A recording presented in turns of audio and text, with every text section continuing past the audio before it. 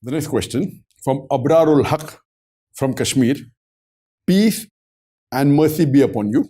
There is no doubt that Almighty Allah has taken great work from you. May Allah make your bounty more common. Dr. Sahib, the way we see today is that there is a lot of effort to defame Muslims. And the Muslims themselves are going astray day by day. And the Muslims are now weak in every way, in terms of faith, in terms of strength, in terms of knowledge.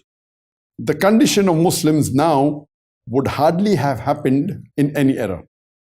My question is, how do Muslims get the heritage back? What do we need to do to regain our position?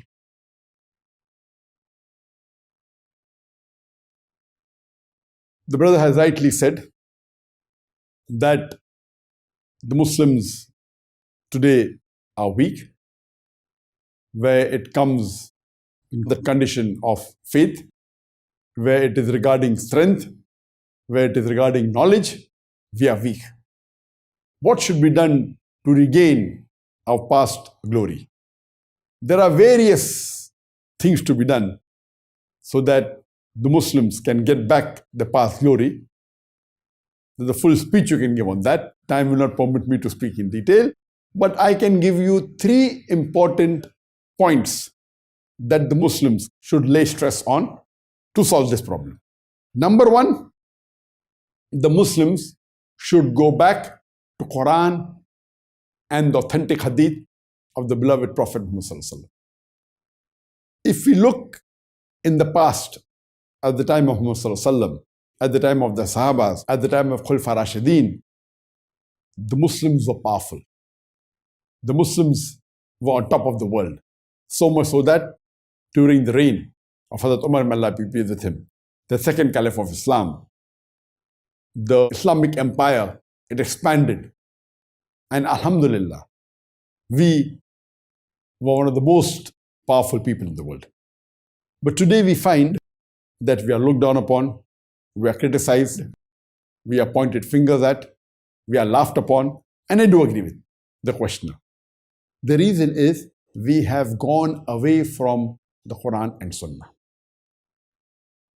If we go back to Quran and Sunnah, if we follow the guidance mentioned in the glorious Quran and the authentic hadith of the beloved Prophet, inshallah, we will be torchbearers of the world again.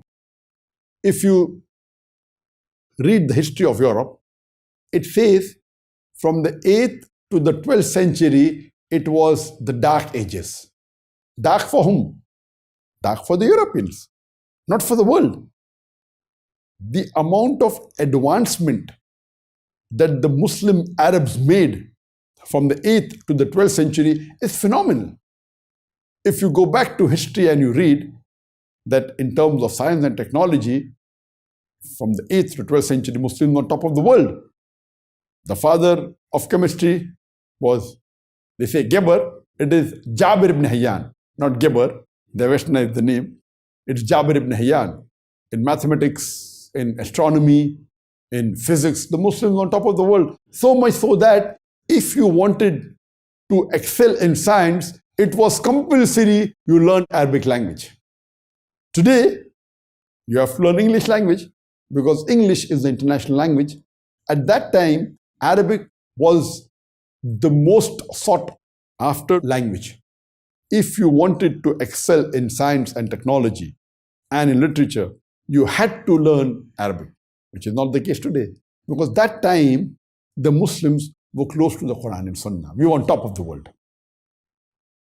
Number 2, Allah says in the Quran, in Surah Al-Imran, chapter number 3, verse number 103, وَأَتَصِيمُوا بِحَبْلِ اللَّهِ جَمِيعًا وَلَا تَفَرَّقُوا. Hold strongly to the rope of Allah and be not divided. The rope of Allah is the glorious Quran and the authentic Hadith. Number 1.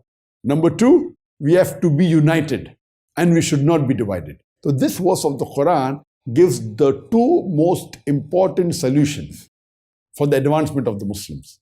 وَأَتَصِيمُوا بِحَبْلِ اللَّهِ جَمِيعًا. Hold strongly to the rope of Allah, وَلَا تَفَرَّقُوا, and be not divided.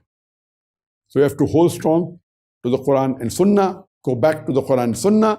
Number two, we should be united and we should not be divided. Unfortunately, today, most of the Muslims are divided in most parts of the world.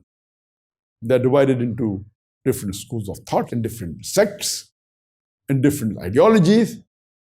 They are divided into different groups, different organizations.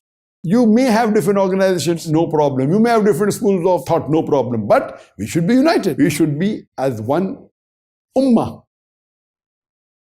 Today, the non-Muslims are taking advantage of us because we are divided. If we are united, this will never happen. And the third is that today, the Muslims are caring more for dunya than the akhirah. Allah says in the Quran that if you strive for the dunya, Allah will give you dunya, but will not give you akhirah. But if you strive for the akhirah, Allah will give you akhirah as well as dunya. All of us know one of the most important du'as that we make very often is from Surah Baqarah, chapter number 2, verse number 201. Rabbana atina fid dunya hasnato fil akhirati hasnato qina adhaban nar. That, O Lord, give us the best in this world and the hereafter and save us from the torment of the hellfire. Rabbana atina fid dunya hasnato fil akhirati hasnato qina adhaban nar. We know this dua, but do you know the verse that comes before this? And majority of the Muslims don't know. The verse before this dua says that those who strive for this dunya, Allah gives you this dunya, does not give you akhirah. Then this dua comes. Even in this dua, if you analyze, the first one-third dua is talking about the dunya. Rabbana atina fid dunya. Oh Lord, give me the good in this world. Rabbana atina fid dunya hasnatan wa fil akhirati hasnatan qina adhaban nar. And give me the good in the hereafter and save me from the torment of hellfire. So one-third of the dua is give me the best in this world. Number two is give me the best in the akhirah. And the third is save me from the torment of hellfire. So first one-third is talking about dunya, the next two-thirds is talking about akhirah. The best in the akhirah and save me from the torment of the hellfire. That means even in this dua, one-third is only for this dunya, two-thirds is for the akhirah. Unfortunately today, most of the Muslims, majority, they are running after dunya so much that they have forgotten the akhirah. If you strive for the akhirah, inshallah, Allah will give you the dunya and akhirah both. If you do dua for the dunya, okay, let it be maximum one-third, not more than that. Today we find the Muslims, whether they be in any field, whether they be in business, whether they be as a professional, whether they be as a politician, they are striving more for this dunya than the akhirah. If you strive for akhirah, Allah will give akhirah and this dunya also. So these three criteria are in brief, that if we pay attention on these three things, which are the most important three factors, and there are other factors also for upliftment of the ummah, but these three, according to me, are the three major factors that if we go back to Quran and Sunnah and we follow the guidance of Allah in the Quran and in the authentic hadith of the beloved Prophet, number one. Number two, the Muslims should be united and should not be divided. And number three, that we should strive more for the akhirah.